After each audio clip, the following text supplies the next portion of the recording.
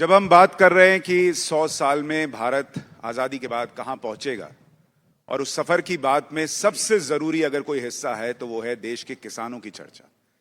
क्योंकि बिना किसान की समृद्धि के देश की समृद्धि संभव ही नहीं है। और नरेंद्र मोदी सरकार ने पिछले 11 सालों में किसानों के लिए बहुत कुछ किया, पर आगे का विजन क्या है? आज इस युद्ध के दौर में जब दुनिया संकट से घिरी हुई है, क्या भारत का किसान भी संकट में है या उसके लिए भी कोई प्लान है? और क्या कुछ होने वाला है, इस पर बात करने के लिए हमारे साथ बहुत ही डायनेमिक, ऊर्जावान देश के कृषि मंत्री शिवराज सिंह चौहान जी मौजूद है। जोरदार तालियों से सर का स्वागत कीजिए। धन्यवाद सुशांत जी। सर, मैं कुछ गंभीर प्रश्नों पर आऊं उससे पहले, अब तो आपको थोड़ा टाइम हो गया दिल्ली में सेटल हो गए या भोपाल याद आता है? हम जहां जाते हैं वहीं के हो जाते हैं। जो भी प्यार से मिला हम उसी के हो लिए। क्योंकि मैंने सुना कि आप दिल्ली में रह के भी दिल्ली में कम रहते हैं, एक एक दिन में 3-3, 4-4 राज्यों के दौरे कर लेते हैं। देखो, मेरा विभाग कृषि, किसान कल्याण और ग्रामीण विकास विभाग है। अब हर गांव मेरा मंत्रालय है, हर खेत मेरा विभाग है। मैं दिल्ली में रह के कैसे चला सकता हूं? और इसलिए मुझे बार बार, आप देख रहे हैं कि रात में भी मैं खेत में था, शिमला मिर्च के। मैं खेतों में जाता हूं, किसानों में जाता हूं, गांव में जाता हूं, गरीबों में जाता हूं, क्योंकि मेरा डिपार्टमेंट वही है। और मैं केवल कृषि मंत्री नहीं हूं, किसान हूं। और किसान भी कई बार शब्द फैशनेबल हो जाता है, लेकिन मैं ओरिजिनल किसान हूं। और आज से नहीं, बचपन से किसान हूं।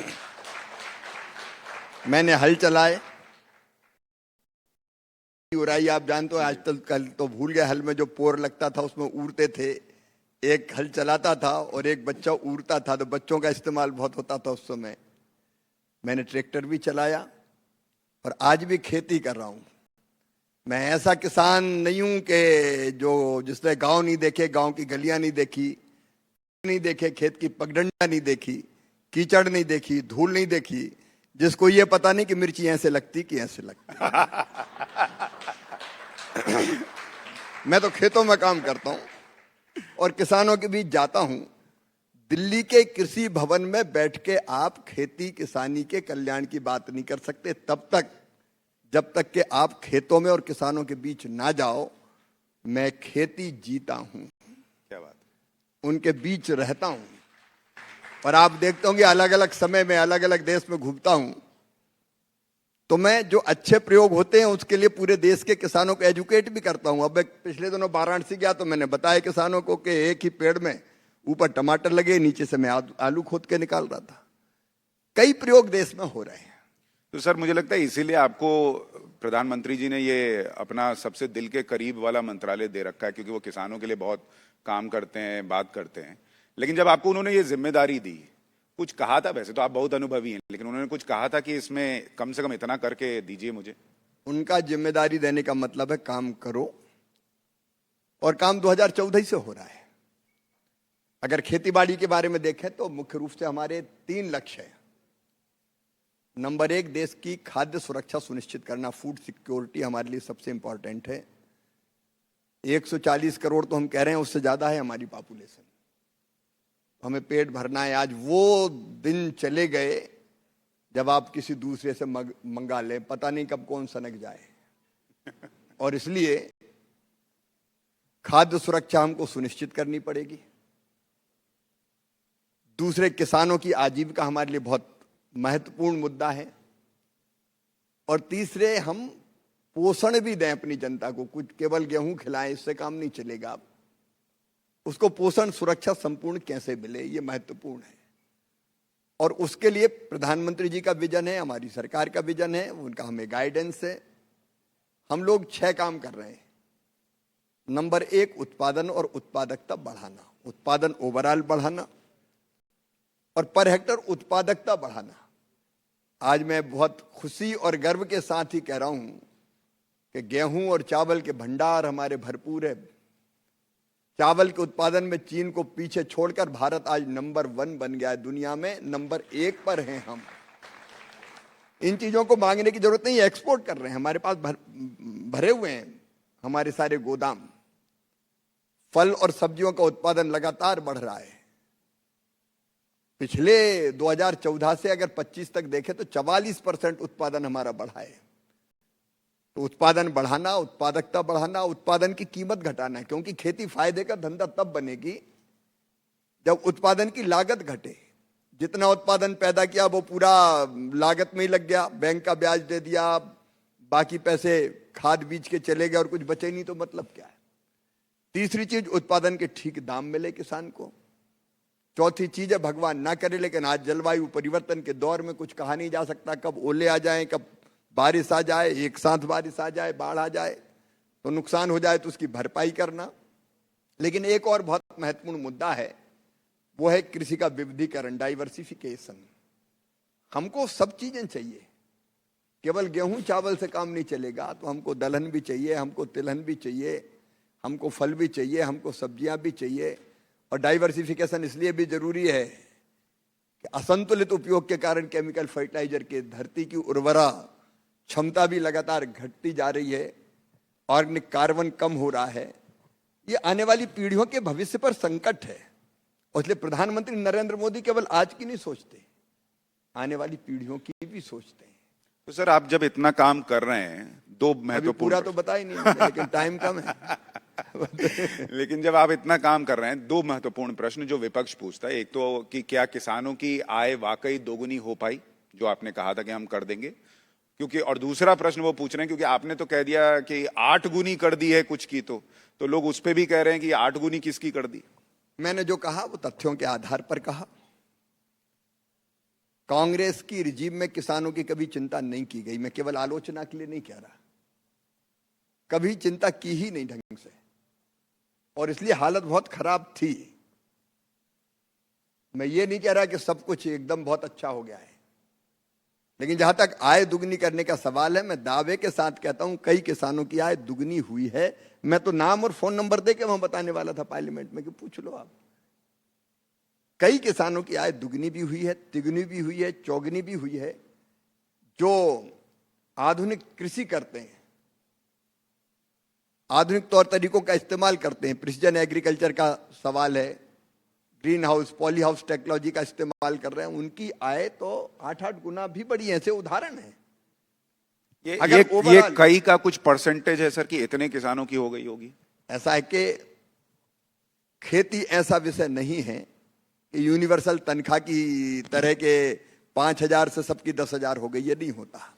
कई बार जलवायु पर डिपेंड करता है, आप जानते हैं, अगर ओला इल्ली सूखा पाला फसल प्रभावित कर देता है, कई बार रोग के अटैक हो जाते हैं, कई बार कीमतें अच्छी मिल गई तो आमदनी बढ़ जाती, कीमतें अच्छी नहीं मिली तो दिक्कत हो जाती है। लेकिन बावजूद इस सबके किसानों की आय बढ़ी है, कई की दुगनी भी हुई है, कई की उससे ज्यादा भी बढ़ी है। हाँ, परिस्थिति अगर अलग है, फसल खराब हो गई तो कोई एक साथ ये सिद्धांत लागू नहीं होता, लेकिन ओवरऑल अगर आप देखेंगे किसान के जीवन स्तर को, निश्चित तौर पर पहले से बहुत बेहतर हुआ है। गांव में जाके देख लीजिए, अगर आप उपभोग की चीजें देखें तो अब केवल खाने खाद्यान्न पे खर्चा नहीं करता, हमारे किसान भाई बहन परिवहन पे भी खर्चा करते हैं, वो फल भी खा रहे हैं, वो दूसरी चीजों का इस्तेमाल भी करते हैं। तो जो जीवन स्तर है वो लगातार बढ़ रहा है, ऊपर जा रहा है। हाँ, हमारे साथ समस्याएं हैं कई तरह की। ऑस्ट्रेलिया की तरह, ब्राजील की तरह, यूएसए की तरह हमारे यहाँ बड़े किसान नहीं है कि 5,000 हेक्टेयर जमीन हो कि 10,000 हेक्टेयर जमीन हो। हमारे यहाँ तो लैंड होल्डिंग काफी कम है, आप जानते हैं। 1 हेक्टर एवरेज 0.96%, इतनी तो जमीन है हमारे पास, हेक्टर इतनी जमीन है हमारे पास। तो उस जमीन में खेती करना दुष्कर कार्य है, कोई आसान काम नहीं। लेकिन ऑपोजिशन लेकिन उसमें लगातार प्रयत्न करके उनकी आमदनी बढ़ाते रहना। देखिए, उत्पादन बढ़ता है तो आमदनी बढ़ती है। मैं आज बहुत ब्रीफली आपको बताना चाहता हूं, 6,000 रुपया किसान सम्मान निधि गई तो सीधे खाते में गई, तो वो बढ़ी कि नहीं बढ़ी। फर्टिलाइजर सब्सिडी आज भारत सरकार इस साल 1,70,000 करोड़ रुपया हमने बजट में रखे, पिछले साल 1,84,000 करोड़ खर्च किए, उसके पहले 2 लाख करोड़ भी खर्च किए। अगर संस्थागत ऋण पहले साहूकारों से किसान लेता था, अब अगर किसान क्रेडिट कार्ड पर कम दरों पर अगर वो खेती के लिए पैसा लेता है तो संस्थागत ऋण और ओवरऑल ऋण बढ़ के 28 लाख करोड़ हो गया, पहले कभी 7 लाख करोड़ था। अगर आप फसल के नुकसान की बात देखें तो पहले फसल बीमा जैसी कोई योजना नहीं थी बेहतर, लेकिन पिछले दिनों 1,92,000 करोड़ रुपया प्रधानमंत्री फसल बीमा योजना के अंतर्गत उनके खाते में डाले गए। पर ड्रॉप मोर क्रॉप के लिए पर्याप्त सब्सिडी किसान को दी जा रही है। Poly house, green house technology, उसका इस्तेमाल के लिए किसान को सब्सिडी देने का काम किया जा रहा है। तो एक नहीं, ऐसी कई चीजें हैं। नहीं, इसमें दो प्रश्न जो पूछे जाते हैं, एक तो कि अगर किसान की स्थिति बेहतर हो रही होती तो आपको उसके अकाउंट में 6,000 रुपए किसान सम्मान निधि योजना के तहत क्यों डालने पड़ रहे थे? दूसरा, इसमें एक और चीज जोड़ दूं, दूसरा, सरकार कहती है कि हमने गरीबी घटाई, विपक्ष कहता है जब आप गरीबी घटा रहे हैं तो फ्री में राशन क्यों देना पड़ रहा है? अब विपक्ष गरीबी का मतलब ही नहीं जानता क्या होता है। नारे उनने लगाए, गरीबी हटाओ, गरीबी हटाओ, गरीबी हटाओ। गरीब हट गए, गरीबी नहीं हटी। हमने सारे ये प्रयास किए मेरे मित्र। गरीबी इसलिए हटी, निःशुल्क राशन दे रहे हैं तो राशन में लगने वाला पैसा गरीबों का बच रहा है, वो दूसरी चीजों में खर्चा कर रहा है। हम मकान बना के दे रहे हैं गरीबों को, मकान का पैसा बच रहा है तो दूसरे कामों में, बच्चों की शिक्षा में खर्चा करेगा। हम अकेला मकान नहीं दे रहे, मकान नहीं कहते, घर दे रहे हैं, उसमें पीने का पानी दे रहे हैं, नल कनेक्शन दे के, उज्ज्वला रसोई गैस कनेक्शन देने का काम कर रहे हैं। हम फ्री में बिजली मिले इसलिए प्रधानमंत्री सूर्य बिजली घर योजना बना रहे हैं। एक नहीं, हम इलाज के लिए आयुष्मान भारत योजना लागू कर रहे हैं। हम ऐसे भी खाते में पैसे डाल रहे हैं। जब ये सारे प्रयत्न हुए तब 25 करोड़ गरीब गरीबी रेखा के ऊपर उठ गए। बिना कुछ किए थोड़ी उठ जाएंगे। अब कोई जादू का डंडा थोड़ी है कि कुछ करो ही नहीं और गरीबी रेखा के ऊपर गरीब चला जाए। उनने कुछ किया नहीं, वो केवल नारे लगाते रहे। हम ठोस काम कर रहे हैं। उसमें जब आप 2047 की बात करते हैं, विकसित भारत की बात करते हैं, आपका विजन 2047 में भारत के किसान को कैसा देखने का है? देखिए, मैंने बताया कि हमारी समस्या है छोटी लैंड होल्डिंग, और इसलिए हमने जो सपना देखा है और जो संकल्प किया है और जो रोड मैप बनाया है, हम इंटीग्रेटेड फार्मिंग पर जोर देंगे। मतलब केवल खेती नहीं, खेती तो करे और खेती में भी एक फसल नहीं, खाद्यान्न भी पैदा करे, फलों की खेती, फूलों की खेती, सब्जियों की खेती, औषधि खेती, लेकिन उसके साथ साथ पशुपालन भी। उसके साथ अगर किसी की रुचि है तो बकरी पालन, मुर्गी पालन, मछली पालन, मधुमक्खी पालन, मशरूम का उत्पादन, अलग अलग तरह की चीजें पैदा करने का काम करें। और ऐसा मैं कह नहीं रहा हूं, ऐसा कर रहे हैं, हमारे कई किसान कर रहे हैं ये। और उसके साथ साथ हम केवल उत्पादन नहीं, कच्चे उत्पाद का वैल्यू एडिशन कैसे करें, एग्रो फॉरेस्ट्री की तरफ हम कैसे जा सकते हैं। इस बार आप देखोगे काजू, कोको, कॉफी, अगर, चंदन, नारियल, कैश क्रॉप, जिससे और ज्यादा पैसा मिल सकता है, उसको प्रोत्साहित करने के काम हो रहे हैं। तो हमारा लक्ष्य है कि छोटी जोत के आकार में भी किसान ठीक फायदे की खेती कर सके। आधुनिक तकनीकी का इस्तेमाल, अब हम फार्मर आईडी बना रहे हैं, कभी नहीं बनाया पिछली सरकारों ने। आज 9 करोड़ 60 लाख लोगों की फार्मर आईडी हम बना चुके हैं। और फार्मर आईडी का फायदा क्या होगा? वो बैंक लोन लेने जाएगा तो किसी कागज की जरूरत नहीं, फार्मर आईडी बताए, सारे डेटा मौजूद है, 2 मिनट में उसको लोन मिल जाएगा। अगर उसकी फसल खराब होती है, वो केवल फोटो डाले तो उसका खेत का नंबर से लेके मिट्टी का प्रकार तक सब पता रहेगा, उसको सलाह मिल जाएगी। एक नहीं, ऐसे कई काम होंगे। तो हम आधुनिक टेक्नोलॉजी का इस्तेमाल, कम लैंड होल्डिंग में वो ज्यादा प्रॉफिट कैसे कमा सके, इसकी कोशिश, आधुनिक कृषि पद्धतियां, हम एआई का भी इस्तेमाल करेंगे, मशीन लर्निंग का इस्तेमाल भी करेंगे, हाइड्रोपोनिक्स से लेके कई नई पद्धतियां आ रही जिसमें ज्यादा जमीन नहीं लगती, कम जमीन में काम चल जाता है। तो आप जो ये विजन 2047 के लिए देख रहे हैं किसानों के लिए, क्या वहां तक पहुंचने के लिए आपको वो 3 कृषि कानून लगेंगे जो नहीं आ पाए, क्या वो आएंगे? देखो, हम केवल एक चीज से बंधे रहकर नहीं करते। ये करने के लिए हमने बाकायदा, जो मैंने बताया, रोड मैप बनाया है, उसकी योजनाएं हैं। जैसे पानी बचा के कम पानी में ज्यादा फसल करना है और फर्टिगेशन भी आपको आसानी से करना है, तो अब हमने ड्रिप इरिगेशन शुरू कर दी। उसी में खाद मिला के डाल दो, पानी के साथ जड़ों में सीधे खाद मिल जाता है। तो इन सारे तरीकों का इस्तेमाल करते हुए हम करेंगे। आपको लोग कह रहे हैं कि जब से आप आए हैं उसके बाद से वो जो 3 कृषि कानून का विरोध करने वाले लोग थे वो भी नहीं दिख रहे हैं। आपने कुछ डील की है उनसे? हम तो प्यार की डील करते हैं भाई।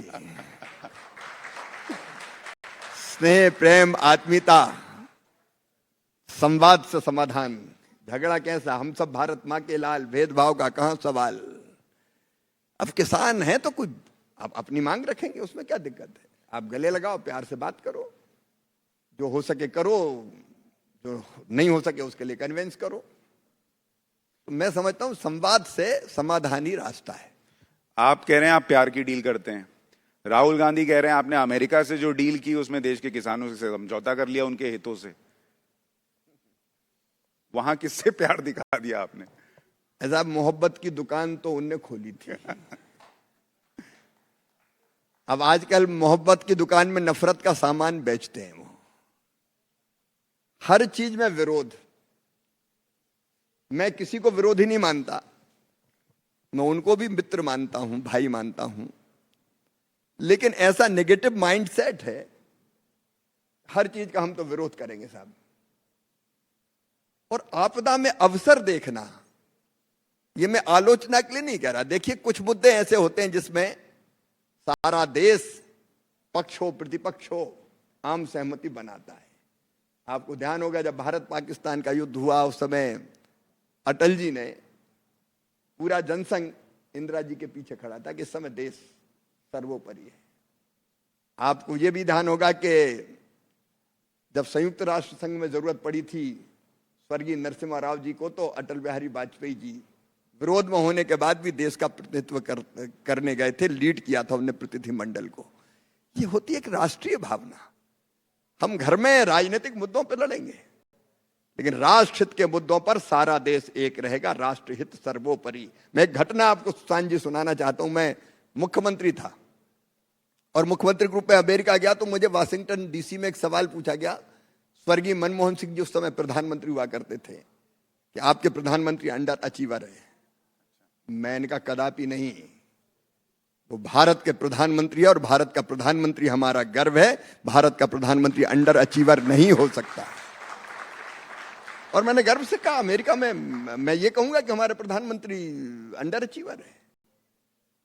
लेकिन आजकल जो माइंडसेट बना, हर चीज में बस विरोध करो। ऑपरेशन सिंदूर, हमारे कितने विमान गिर गए, बस इसमें इंटरेस्टेड है। अभी एक दिन कह रहे थे, मुझे बहुत मन में अच्छा नहीं लगा, अभी तो बड़ी दिक्कत आने वाली है, अभी तो शुरुआत हुई है, अब तो गैस नहीं मिलेगी, अब तो तेल नहीं मिलेगा, और आप आनंद ले रहे हैं कि नहीं मिले तो अच्छा है, मोदी फंसेंगे। अब ये कोई दृष्टिकोण रहता है क्या? ये नेगेटिव राजनीति है, नकारात्मक राजनीति है। इस समय तो खड़ा होना चाहिए सबको एक साथ। तो उनका हाल वही हो गया है कि केवल विरोध करेंगे चाहे कुछ हो जाए। मेरी एक फूटे तो फूट जाए, तेरी दोनों आंखें फूटनी चाहिए। आपसे संसद में राहुल गांधी कभी टकराए, आपने उनको कुछ सलाह नहीं दी? आपने कहा इतना अनुभव है आपका, प्रशासनिक तौर पर कहूं और सार्वजनिक जीवन में कहूं, आपने उनको नहीं कहा कि ये थोड़ा चेंज कीजिए, कुछ बदलाव दिखेगा? मैंने तो पार्लियामेंट में उनको चर्चा में बोलते हुए मैंने कहा बिना मांगे सलाह दे रहा हूं मैं। और मैंने उनसे कहा कि वो हर चीज में मोदी जी का विरोध छोड़ दें,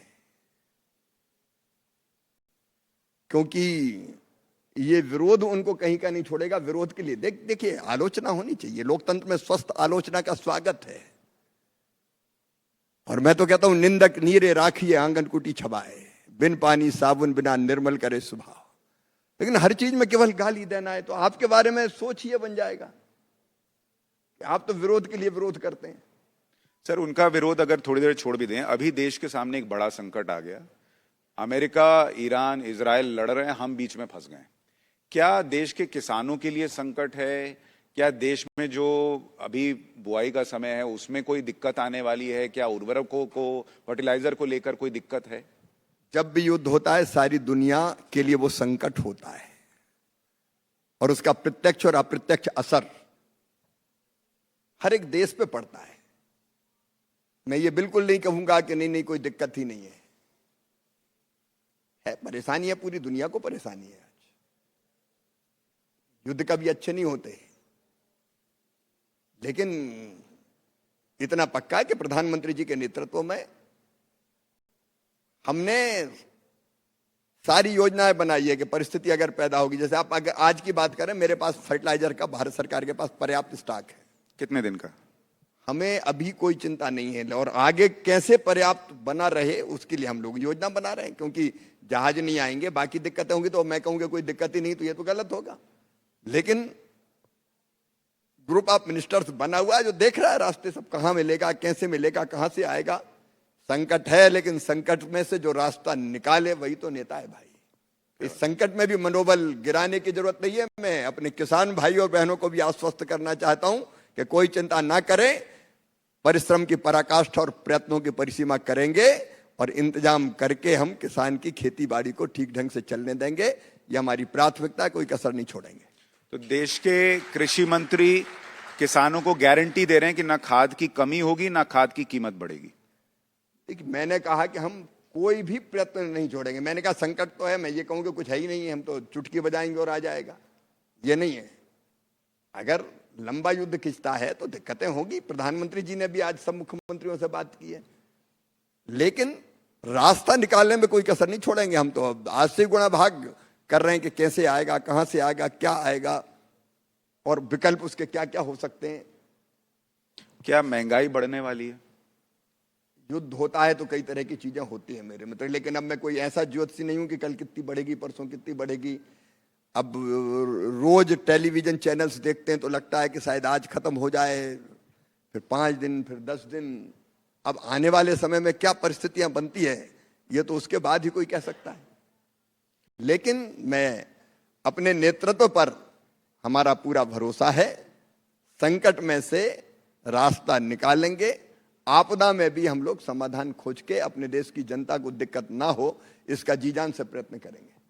चलिए, ये आप अच्छा आश्वासन दे रहे हैं कि भाई कोई संकट आने नहीं दिया जाएगा। और प्रधानमंत्री ने भी कहा है कि इस वक्त हमको टीम इंडिया की तरह बर्ताव करना होगा, जो कि बहुत जरूरी होगा। लेकिन सर, जब हम कृषि क्षेत्र की बात करते हैं, स्पेशली आप लोग कहते हैं कि टेक्नोलॉजी का इस्तेमाल होगा, लेकिन आज भी अगर आप गांव में देखेंगे जो आम किसान है वो उस टेक्नोलॉजी से बहुत दूर है। और अगर कृषि क्षेत्र में चीजें बेहतर हो रही हैं तो युवा उसमें क्यों नहीं जा रहा? युवा क्यों शहरों की तरफ जा रहा है नौकरी करने? लोग क्यों खेती छोड़ रहे हैं? 2 चीजें हैं मित्र। एक तो खेती पे जनसंख्या का बोझ इतना है कि उसको कम करना होगा। मैं कोई कृषि मंत्री होने के नाते मैं ये नहीं कह सकता कि वो बोझ कम करने की जरूरत नहीं। आज भी आपकी 46% से ज्यादा पॉपुलेशन सीधे खेती पर डिपेंड करती है। तो एक किसान के अगर 2 बेटे हैं तो एक खेती में जाए, खेती के बाहर दूसरा काम धंधा करे, और वो हमको प्रयत्न करने ही होंगे, उसमें कोई दो मत नहीं। लेकिन दूसरा मैं ये भी कह रहा हूं कि कई नए युवा खेती की तरफ आकर्षित भी हो रहे हैं, स्टार्टअप से लेके आधुनिक खेती तक। आजकल रोज आप स्टोरी किसी न किसी किसान युवा की पढ़ते होंगे कि जिसने नए प्रयोग किए हैं खेती में और नई टेक्नोलॉजी का इस्तेमाल करके उत्पादन बढ़ाया है। तो आ भी रहे हैं लोग, ऐसा नहीं कि खेती चलती कैसे। हाँ, इतना जरूर है कि लैंड होल्डिंग मैंने बताया कि कम है, तो थोड़ा बोझ कम करना तो जरूरी है। आपसे बात करते करते आधा घंटा निकल गया, पता नहीं चला। लेकिन जाते जाते एक चीज बताइए, मैंने सुना है आप पिछले 5 साल से रोज एक पेड़ लगा रहे हैं। हम तो अभी जाने नहीं चाहते सुशांत जी। ये हमें भगाने के चक्कर में, क्योंकि नायडू जी आ गए।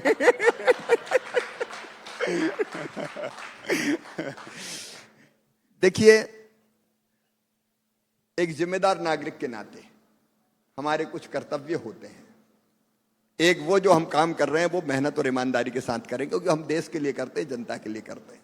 कोई भी हो, चाहे वो सरकारी कर्मचारी, अधिकारी हो, प्राइवेट सेक्टर में भी अगर कोई काम कर रहा है तो वो केवल अपने लिए नहीं, देश के लिए भी उपयोगी होता है। लेकिन दूसरे मेरा मन कहता है कि मानव जीवन इसलिए है कि हम उसको सफल और सार्थक करें, और सार्थक करने के 2 ही तरीके हैं। एक, सबसे प्रेम करो, क्योंकि एक ही आत्मा सब में है।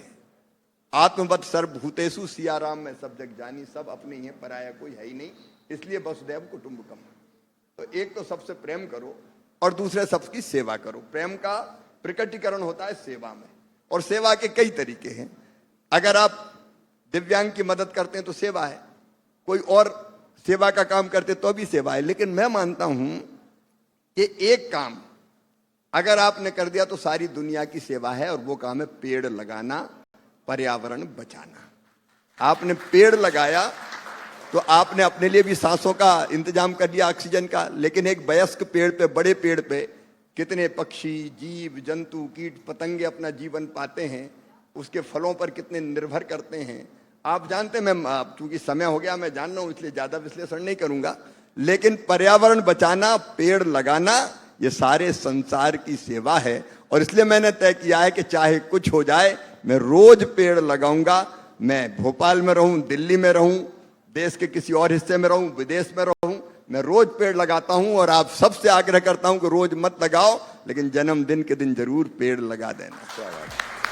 सर, आपका ये सेवा भाव ही है कि इतने साल से जनता का भरोसा आप पर बना हुआ है और इसी सेवा भाव से आप काम करें। हमारी बहुत सारी शुभकामनाएं। और अभी इतना संकट भी है, लेकिन आप इसी जुझारू तरीके से काम करें और किसानों के लिए, देश के लिए अच्छा करें, इसकी बहुत शुभकामनाएं। जी, बहुत बहुत धन्यवाद। टाइम्स नाउ को पूरे 20 साल हुए हैं। एक पीढ़ी 20 साल में बदल जाती है। मैं टाइम्स नाउ को 20 साल पूरा करने के लिए बहुत बहुत शुभकामनाएं देता हूं, बहुत बहुत बधाई देता हूं। ये चैनल ऐसे ही चलता रहे और जनता को सच्ची खबरें देके देश की और दुनिया की सेवा करता रहे। बहुत बहुत धन्यवाद। बहुत बहुत धन्यवाद। जोरदार तालियां कृषि मंत्री के लिए।